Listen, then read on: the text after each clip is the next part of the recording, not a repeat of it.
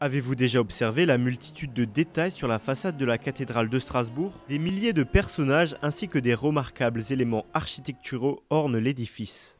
Leur entretien, c'est le travail des employés de l'atelier Notre-Dame.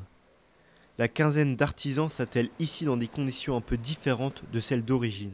La révolution pour nous en tant que tailleurs de pierre, elle est dans le confort de travail. Ça, c'est une réelle révolution. On ne travaille plus du tout de la même manière. On a beaucoup plus d'outils pour nous faciliter le travail.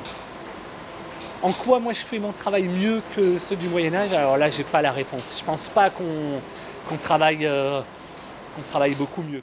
On a quand même tendance à penser qu'ils étaient beaucoup plus rapides. Ils avaient cette conscience de participer à une œuvre qui dépasse les impératifs, qui touchait au divin, c'est quand même un édifice religieux.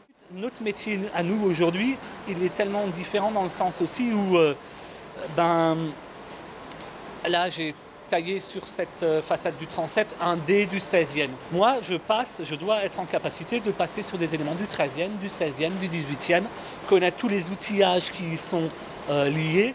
En ça, mon métier est plus compliqué que celui du Moyen-Âge. Ce métier pour le moins atypique reste une fierté pour ses employés. Un endroit assez exceptionnel, c'est vrai que c'est unique en France, un atelier comme ça.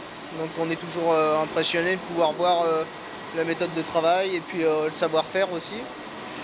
Après, ouais, c'est une chance quoi. Il y a beaucoup de tailleurs de pierre en France, mais la façon de travailler ici est assez exceptionnelle.